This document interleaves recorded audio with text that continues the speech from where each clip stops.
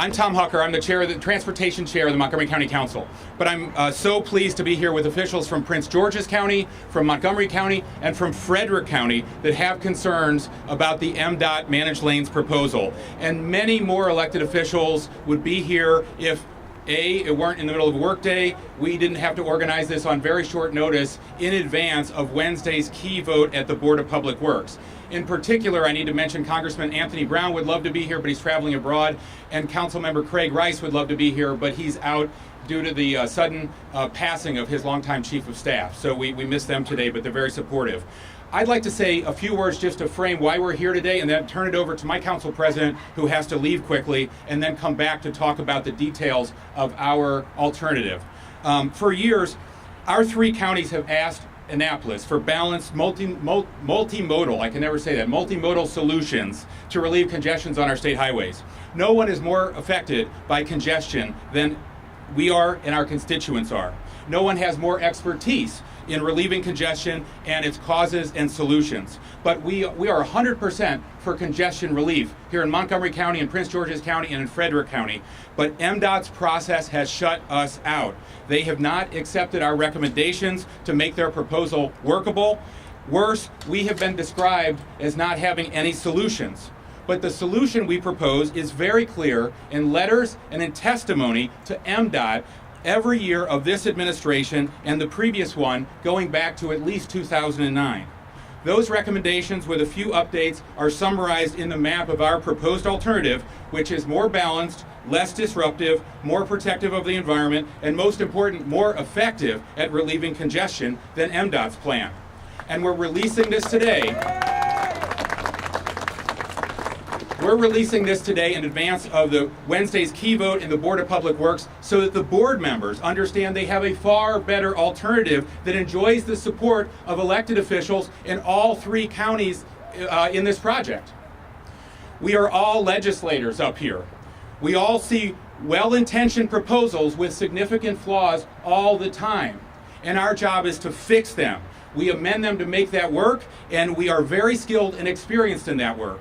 So, Governor Hogan, thank you for taking on congestion in our region. We've waited a long time for this type of attention from Annapolis. This should be a great opportunity for our region.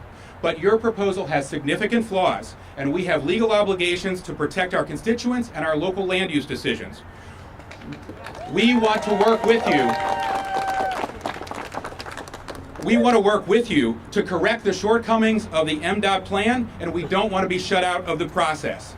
As they say in Annapolis, our three counties want to be at the table and not on the menu. Comptroller Francho and Treasurer Kopp, you are both highly skilled veteran legislators. On Wednesday, we're asking you to remand the managed lanes proposal back to MDOT and direct them to include the elements of our plan and win the approval of local officials, as has always been done with large transportation projects. So I'll return to the advantages of our plan in a few minutes, but first we're lucky enough to have the chair of the Prince George's and Montgomery County Councils here. Council President Navarro has to leave immediately for an appointment, so I want to call her up to be followed by Council President Todd Turner. Thank you, Nancy. First, let me thank our Council Member Tom Hucker, who leads our Transportation and Environment Committee, for his leadership on this issue.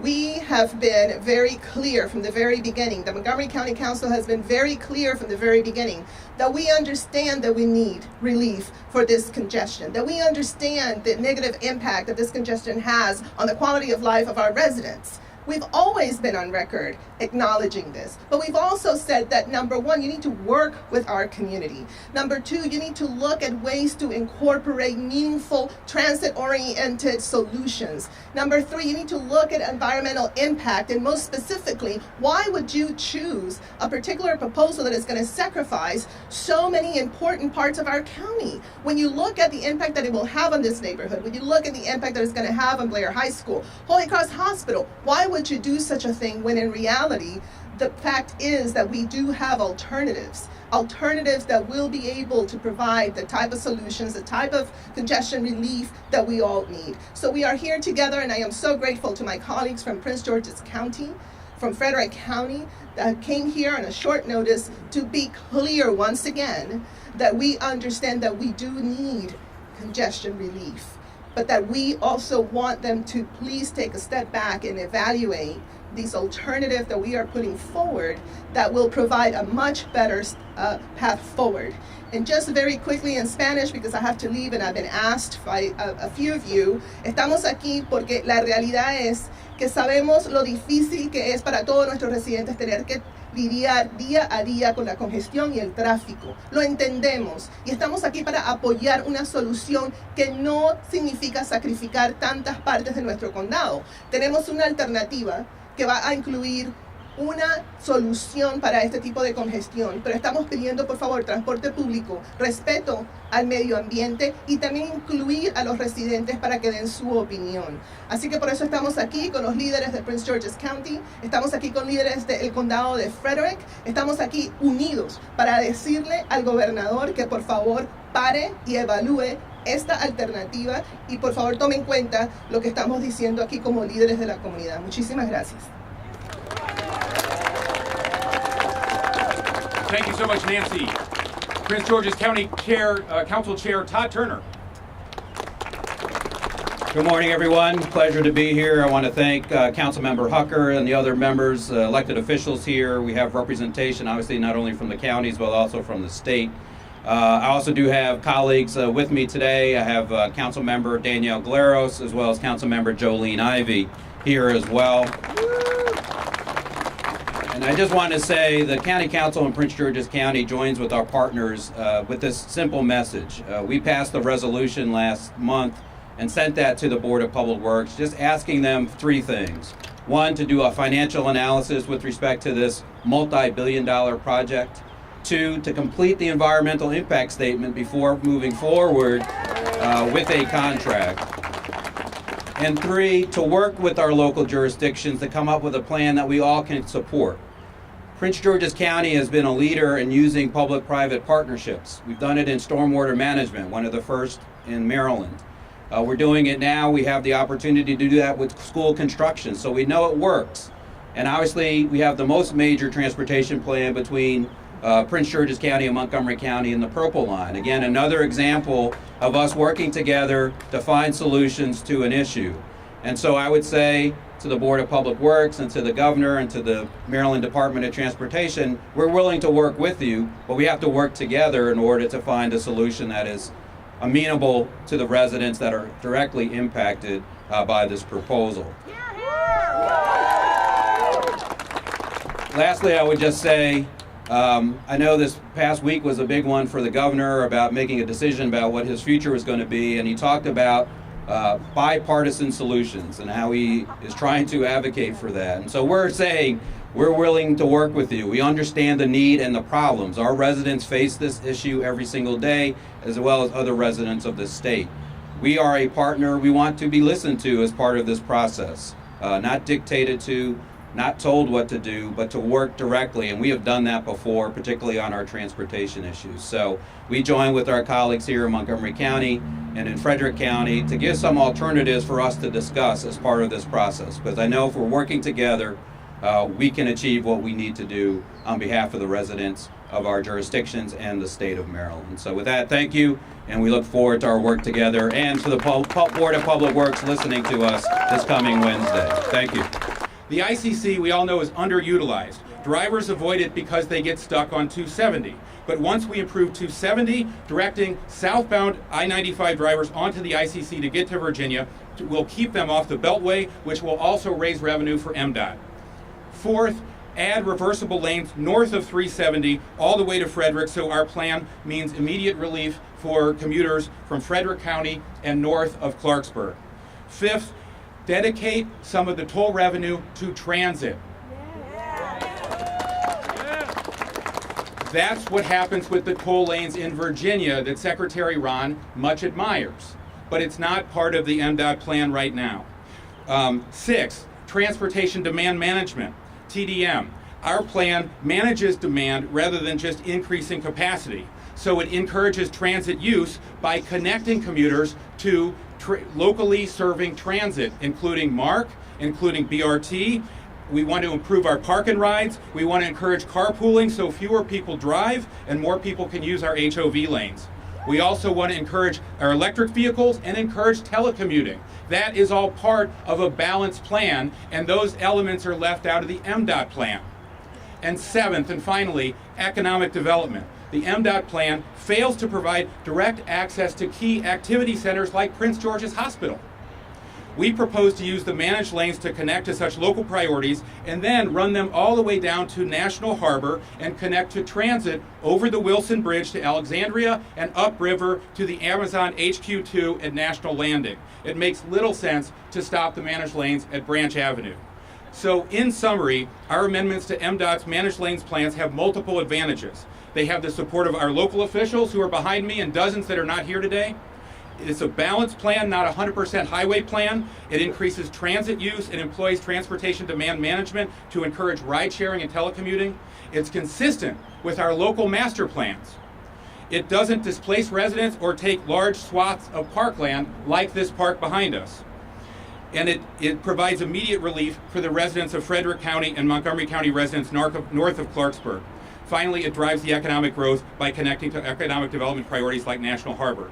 We ask Comptroller Francho and Treasurer Kopp to remand the pre-solicitation report back to MDOT and direct them to adopt those changes and to win the support of the local elected officials behind me. So with that, now you know the advantages we have. Let me call, I think Council Vice President Sidney Katz needs to run as well. So let me call him up and the county executive. Thank you very, very much. You know, there's got to be a dogs and cats joke here. You see the dogs over here. First off, Tom Hucker deserves an extra round of applause. Is he unbelievable or what? We are here today. I grew up in Montgomery County, right off of 270 in Gaithersburg area. I can tell you when it's called 70S. I can tell you that all of us, every one of us standing shoulder to shoulder, want a better transportation network for Montgomery County, all of Montgomery County. But the way it is being proposed, I'm not going to repeat everything that Tom said because he said it perfectly, but things that are being proposed don't get us there.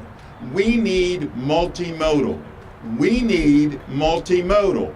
And yes, and there's things that the state has not looked at. They haven't looked at this idea of monorail. It's intriguing. It could come from Frederick. It's going to be a public, if it happens, could be a public-private partnership. It can happen fairly quickly because it's prefab and they can hook it together, and it can be higher and lower and get over bridges, and it's quiet, and it's all of those things necessary. It gets a percentage of the traffic from 270, which also goes to 495. It gets a good percentage off the road.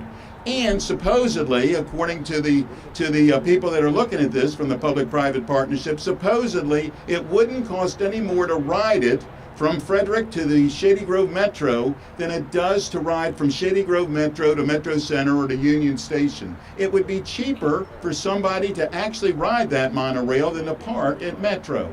Why wouldn't we consider doing that? Why wouldn't we consider doing things that can give us relief today rather than pretend that we're actually doing something that's going to give us relief whenever?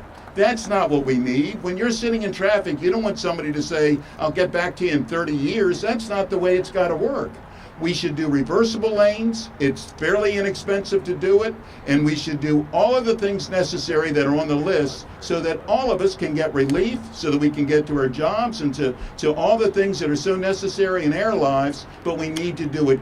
We need to do it together. We need to do it properly, and we need to do it in an environmentally sensitive way. Thank you all for being here.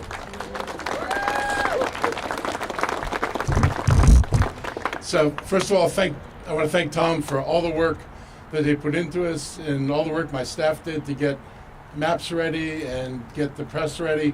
You did a remarkable job. This is a great turnout on a beautiful day. It's a great day to start over or to be reborn.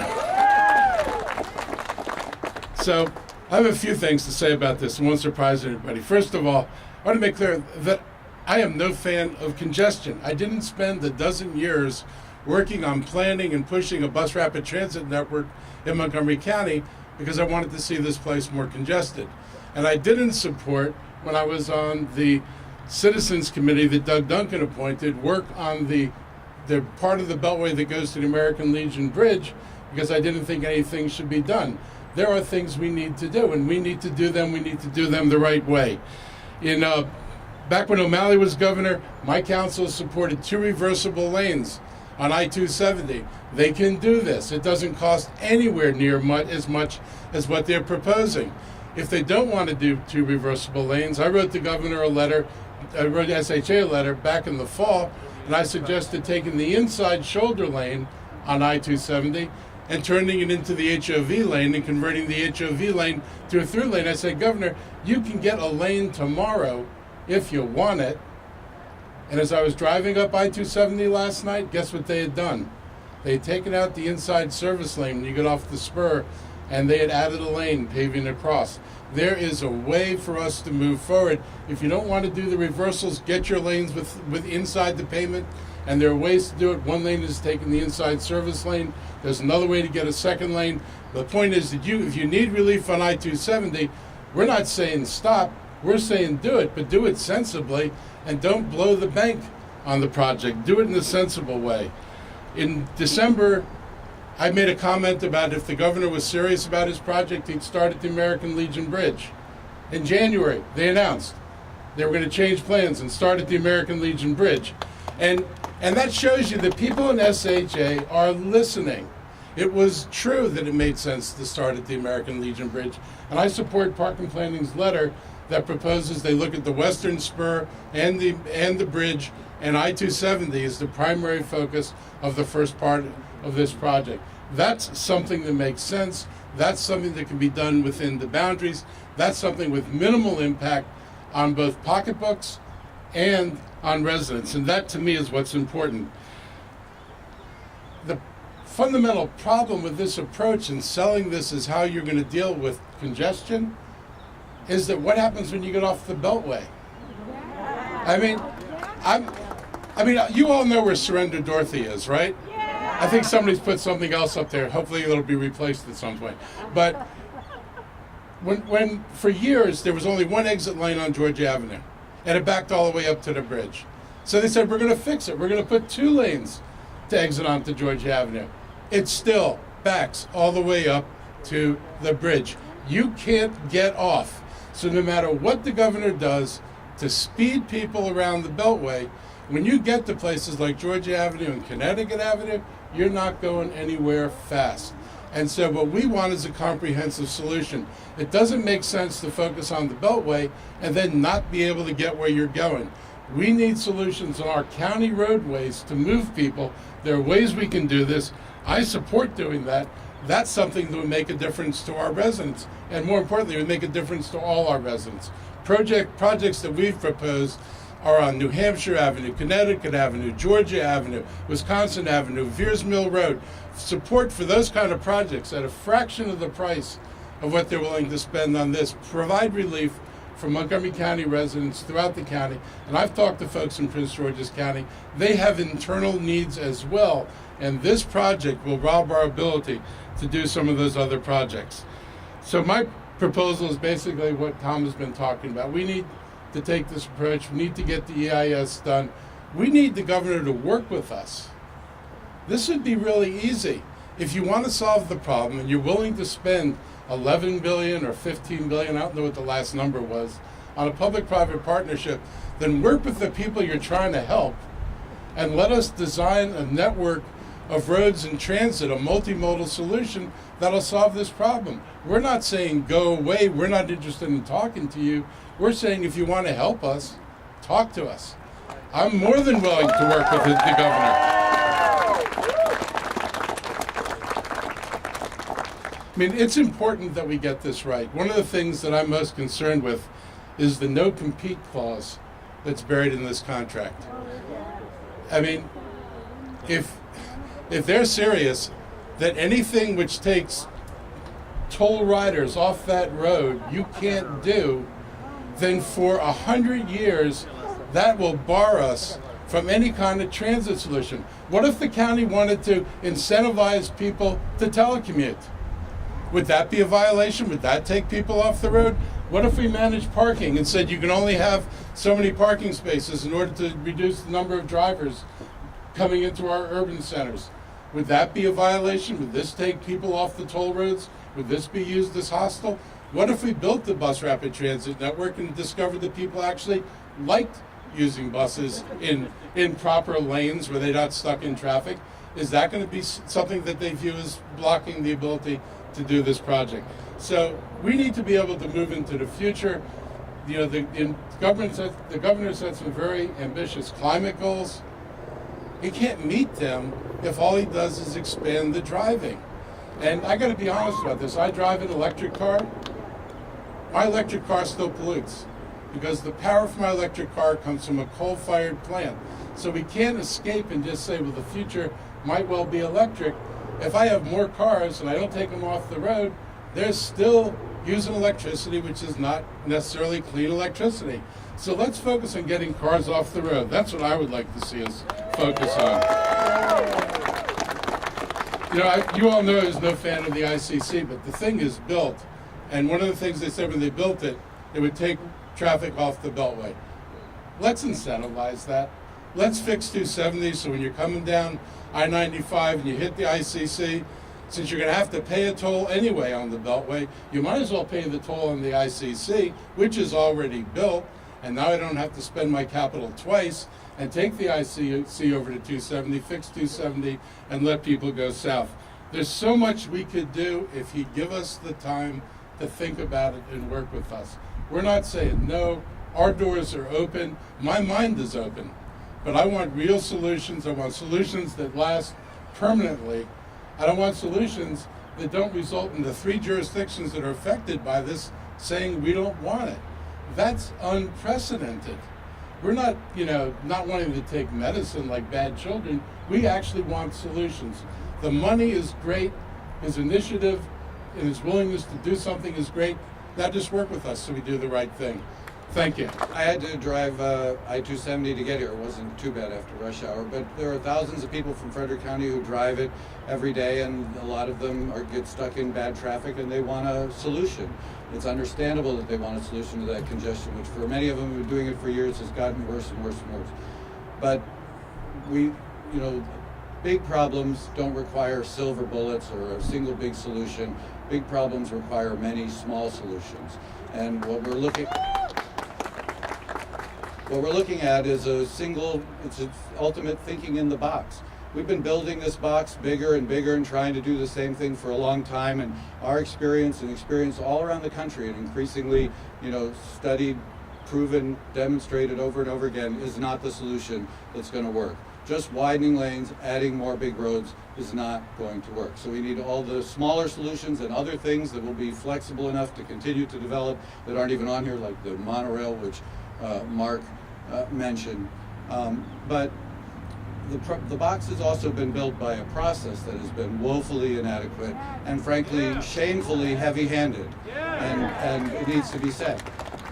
That shouldn't be happening. But everybody else here is covering a lot of the other details. They're doing it really well. So I just want to highlight, one thing, and I appreciate Marc mentioning it briefly, and that is we are living in a climate crisis world. And with all the solutions that we have or that we could put together and that we can still come up with to deal with these problems in a rapidly changing technological, transportation, and energy environment, we are picking the box that is the single worst solution of any proposal, including doing nothing when it comes to climate change. If this is an existential crisis and it's as important as most of us up here and elsewhere, I hope, think it is, that's the wrong direction. Billions of dollars, 8-10 years of construction and construction delays, only to get to something that's going to offer a brief respite, cost a lot of money for individual riders, not solve the problem, and contribute more to climate change is an absolutely unacceptable solution. And the commuters in Frederick County who think that they're going to get relief from this find out that it's not going to work that way, would be participating in a sense, what's the biggest mistake we can make on the biggest issue we're facing on the planet today. So with all the other details, I wanted to make sure that we didn't forget that. Thanks so much, Kai. Let me call up the immediate past chair of the Prince George's County Council and the Prince George's representative of the Transportation Planning Board, Councilwoman Danielle Glaros. Good afternoon, everyone.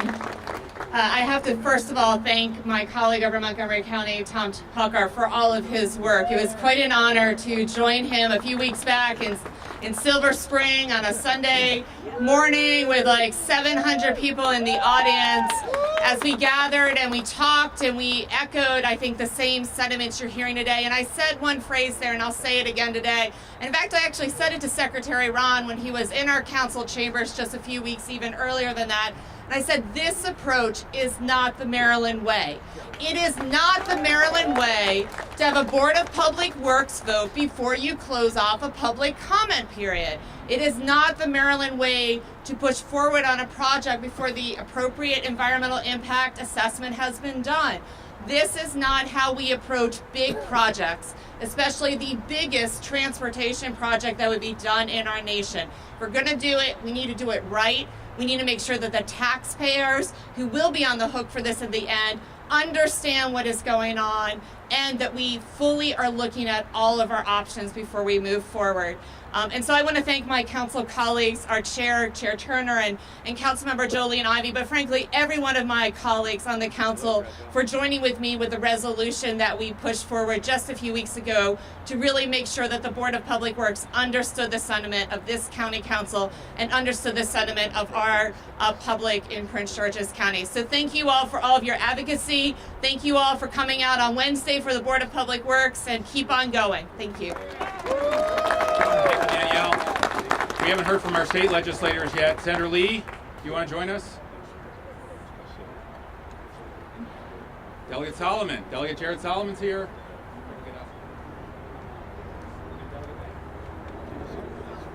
First of all, I'm Senator Susan Lee. I represent District 16. I'm so glad to see everyone out here today because we have to explore other solutions too as well, not just one that will be perhaps maybe a reckless use of our taxpayer money. But thank you for everyone who is coming here. All that's been said has been said very well. And let's make sure that this process is transparent, inclusive, and has the support of all communities. Thank you. Good morning.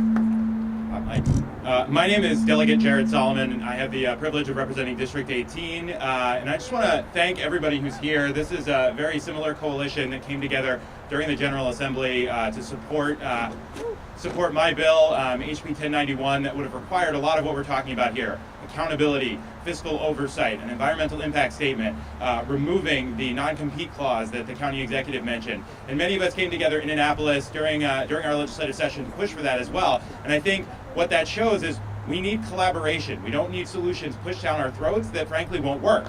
And whether it's the plan we're standing here now or if something similar ultimately comes to fruition, working together is how we get to solutions. None of us support traffic.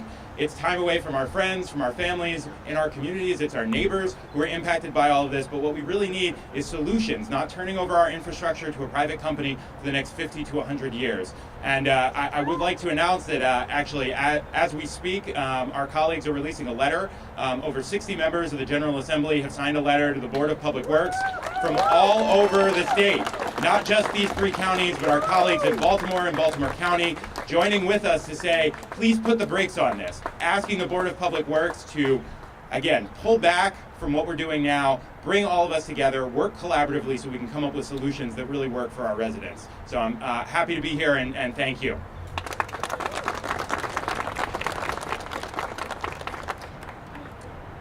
Well, good morning, everyone. My name is Delegate Gabriel S. Severo, and I have the distinct honor of serving the 39th District in Montgomery County.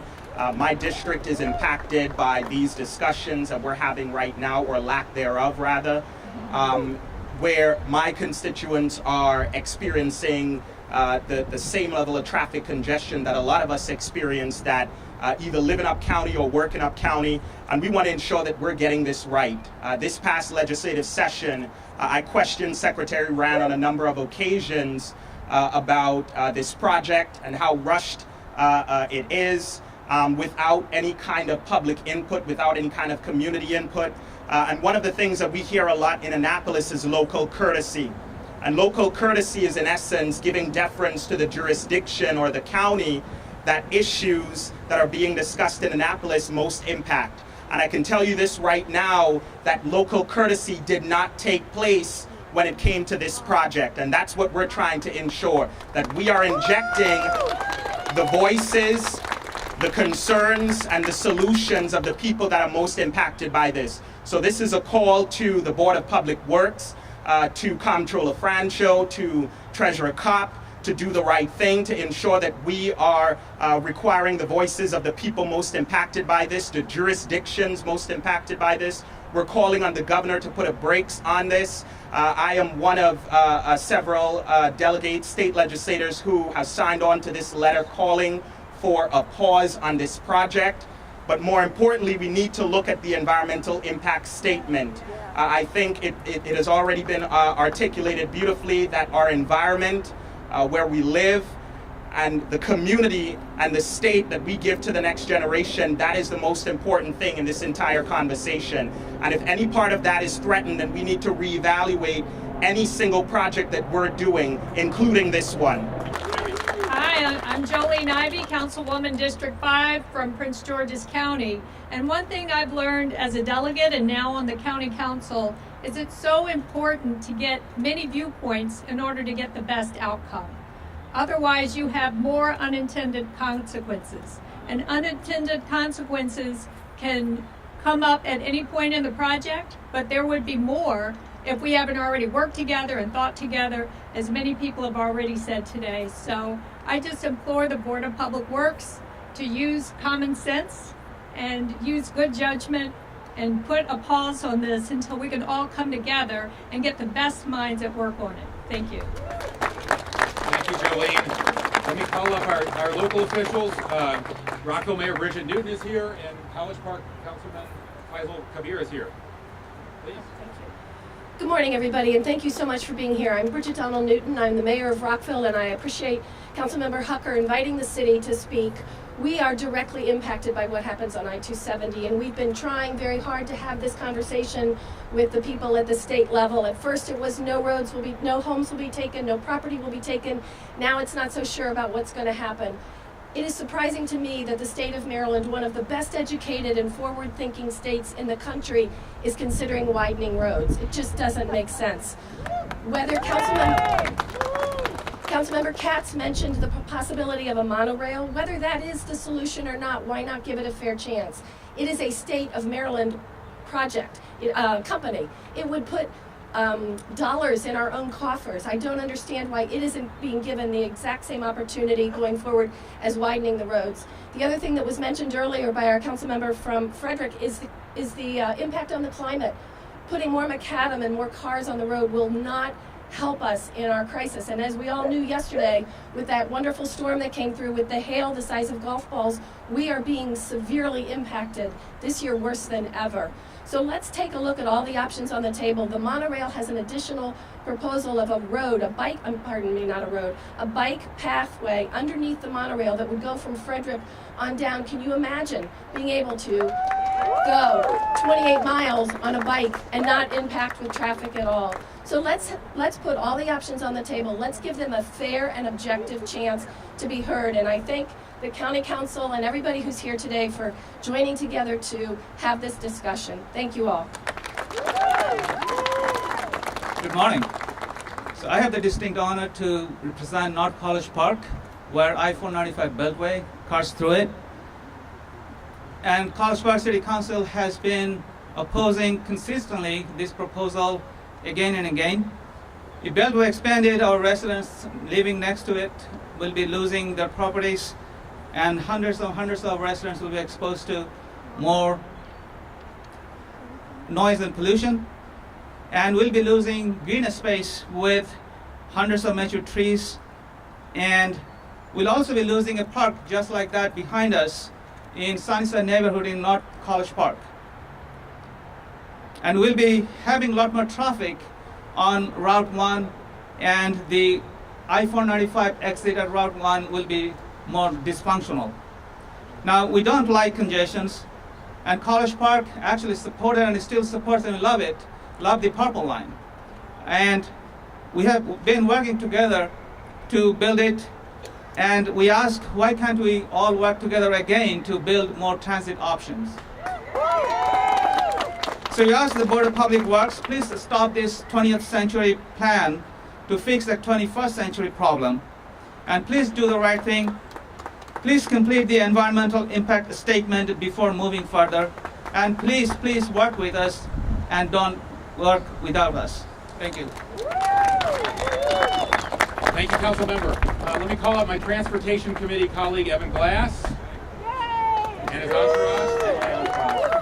Good morning, everybody. Welcome to my neighborhood of Indian Spring. It is a beautiful community, and the reason I brought members of my family, Daisy and Percy, is because this is our daily walk. I live 3 blocks away from here.